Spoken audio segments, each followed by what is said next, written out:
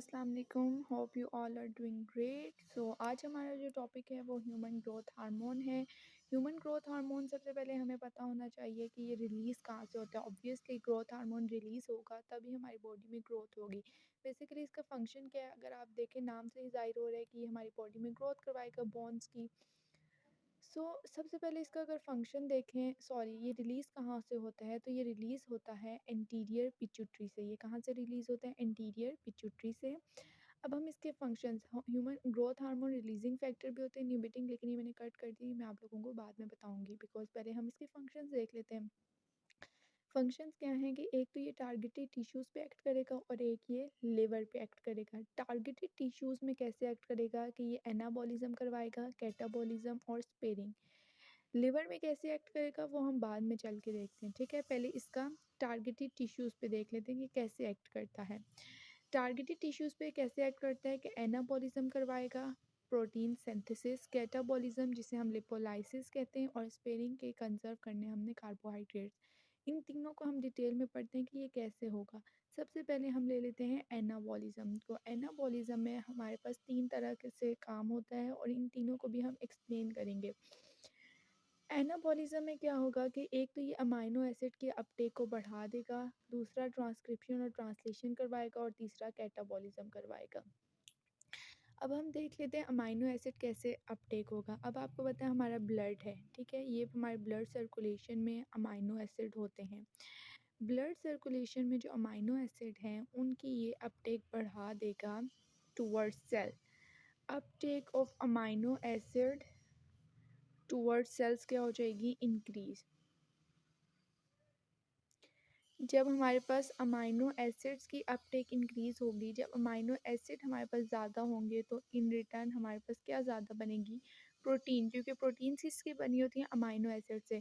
जब हमारे blood circulation में ग्रोथ हार्मोन जो है अमाइनो एसिड्स को ज़्यादा अपटेक उनकी करवाएगा तो हमारे पास प्रोटीन्स का लेवल ज़्यादा इंक्रीज़ होगा, तो हमारे पास प्रोटीन ज़्यादा बनेगी। हमें प्रोटीन ही ज़्यादा चाहिए। क्यों प्रोटीन ज़्यादा चाहिए?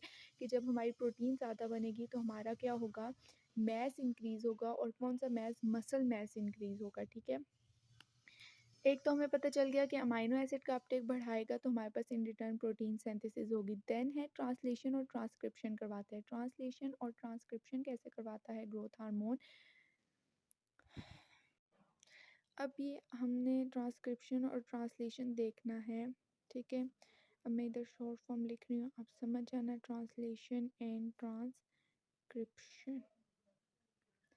अब आप ये समझें कि ये हमारी ब्लड स्ट्रीम है, इसमें ग्रोथ हार्मोन पड़ा हुआ है। इधर हमारे पास रिसेप्टर्स होंगे, ठीक है, और यहाँ पे हमारे पास ये आपस में दो जो रिसेप्टर्स हैं इंट्रासेलुलर फ्लूइड में रिसेप्टर डायमराइज होंगे। डायमराइज मतलब अपने साथ जुड़े होंगे। जब ये ग्रोथ हार्मोन इनके अंदर आएगा तो ये क्या करेंगे कि ये जो है ये ग्रोथ हार्मोन जो है वो किसको एक्टिवेट करवा देगा? ये ग्रोथ हार्मोन जो है वो एक्टिवेट करवाएगा जैक काइनेस को। जैक काइनेस क्या होगा कि ग्रोथ हार्मोन अंदर आया, रिसेप्टर्स ने एक्टिवेट किया जैक काइनेस को।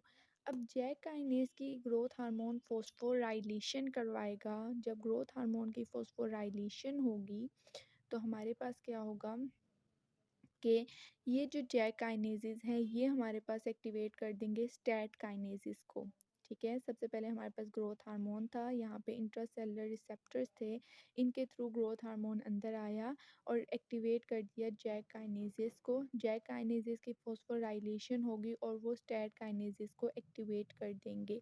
स्टैट काइनेजेस को एक्टिवेट करेंगे तो स्टैट काइनेजेस क्या हैं? ये एक्टिवेटर्स हैं ट्रांसक्रिप्शन और ट्रांसलेशन के लिए। एक्टिवेटर्स हैं ट्रांसक्रिप्शन और ट्रांसलेशन के लिए। अब हमारे पास क्या हुआ कि जब स्टैट काइनेसिस ने जैक काइनेसिस ने स्टैट को किया, स्टैट ने इंटर्न ट्रांसलेशन और ट्रांसक्रिप्शन करवाई।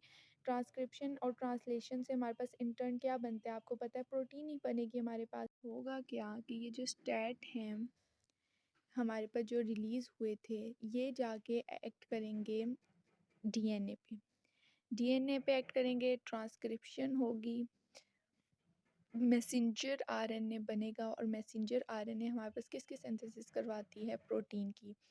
तो हमारे पास फिर प्रोटीन बन गई। हमारा जो मकसद था वो फिर पूरा हो गया। कैसे? सबसे पहले हमने क्या किया था कि एनाबॉलिज़्म करवाई। उसके 3 प्रोसेसेस थे जिनमें से 2 को हमने डिस्कस किया कि एक हमने ब्लड में अमाइनो एसिड का लेवल इंक्रीज़ किया। जब अमाइनो एसिड का लेवल इंक्रीज़ हुआ तो हमारे पास इन रिटर्न क्या बनी?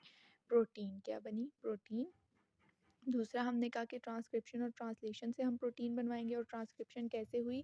कि हमारे ब्लड में जो ग्रोथ हार्मोन है रिलीज़ हुआ था हाइपोथैलेमस के एक्शन से, ग्रोथ हार्मोन रिलीज़ हो गया। अब ग्रोथ हार्मोन ने क्या किया कि ये ग्रोथ हार्मोन जो है वो आया इन रिसेप्टर्स के थ्रू। उसने आके एक्टिवेट किया जैक काइनेसिस को। जैक काइनेसिस की फॉस्फोराइलेशन हुई और उन्होंने स्टैट काइनेसिस को एक्टिवेट किया। स्टैट काइनेसिस ने क्या करवाया? ट्रांसक्रिप्शन और ट्रांसलेशन। कैसे? क्योंकि स्टैट काइनेसिस एक्टिवेटर्स हैं ट्रांसक्रिप्शन और ट्रांसलेशन के, एक्टिवेट करते हैं ट्रांसक्रिप्शन को।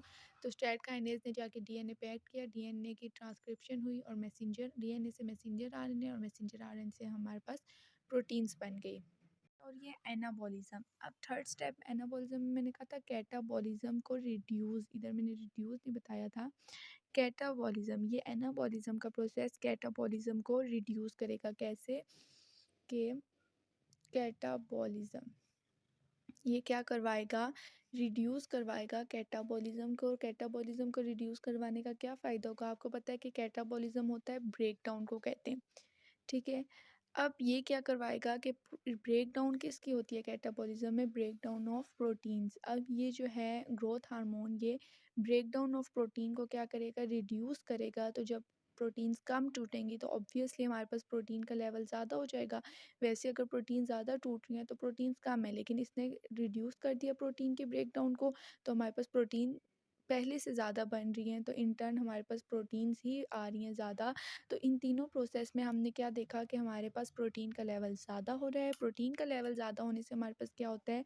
लीन बॉडी मास में इंक्रीज़ होता है। लीन बॉडी मास का क्या मतलब है? लीन बॉडी मास का मतलब है कि हमारे पास मसल्स बनेंगे, हमारे पास फैट्स नहीं बन रहे बल्कि हमारे पास क्या बन रहे हैं? मसल्स बन रहे हैं। तो आज हमने यहाँ तक किया, हमने सिर्फ एनाबॉलिज्म को डिस्क्राइब किया। अब हम अगले लेक्चर्स में कैटाबॉलिज्म स्पेयरिंग को करेंगे कि कैसे कैटाबॉलिज्म और स्पेयरिंग से हम प्रोटीन्स को कंजर्व करते हैं। ये क्या क्या होता है इन सारे प्रोसेसेस में और कैसे हमारा ग्रोथ हार्मोन वर्क करता है। आज हमने सिर्फ जो इस लेक्चर की समरी थी वो ये थी कि हमारा ग्रोथ हार्मोन एंटीरियर पिट्यूटरी से रिलीज़ होता है। इसके 2 फंक्शंस है, एक टारगेटेड टिश्यूज़ पे करता है, एक लिवर पे। टारगेटेड टिश्यूज़ को आज हमने डिस्कस किया और उसमें सिर्फ हमने एनाबॉलिज्म को किया कि प्रोटीन की सिंथेसिस करवाता है। प्रोटीन की सिंथेसिस एनाबॉलिज्म के इंटर्न में प्रोटीन ही सिंथेसाइज होते हैं और कैसे होते हैं वो हमने देख लिया कि एनाबॉलिज्म से 3 काम होंगे कि अमाइनो एसिड अपटेक बढ़ाएगा। जब अमाइनो एसिड ज़्यादा होंगे तो प्रोटीन ज़्यादा होंगी। सेकेंडली हमने कहा ट्रांसक्रिप्शन और ट्रांसलेशन हो गया। ऑब्वियसली ट्रांसक्रिप्शन और ट्रांसलेशन से भी प्रोटीन्स बनती हैं और वो कैसे बनती हैं कि हमारा ग्रोथ हार्मोन रिसेप्टर्स के थ्रू ब्लड स्ट्रीम में जाता है, जैक काइनेज को एक्टिवेट करता है, जैक काइनेज टैट काइनेज को एक्टिवेट करेंगे एंड इन टर्न हमारे पास टैट जाके डीएनए पे एक्ट करेगा, डीएनए से मैसेंजर आरएनए बनेगा और प्रोटीन ही बनेगी। उसके अलावा ये कैटाबॉलिज्म ऑफ प्रोटीन्स को रिड्यूस कर देता है कि प्रोटीन्स की ब्रेकडाउन तोड़ना का अमल को रोक देता है, ये कम कर देता है जिसके इन टर्न हमारे पास प्रोटीन ज़्यादा हो जाएंगी और हमारा लीन बॉडी मास इंक्रीज़ होगा। लीन बॉडी मास वो होता है जिसमें फैट्स ना हो बल्कि मसल्स जो है वो उसमें सिर्फ प्रोटीन्स का लेवल ही हो। सो होप कि आपको ये समझ आया होगा। इसमें आपका कोई भी क्वेश्चन है तो आप कमेंट बॉक्स में मेरे से पूछ सकते हैं और अगले पार्ट्स के लिए मेरे चैनल को सब्सक्राइब कर लें। अल्लाह हाफ़िज़।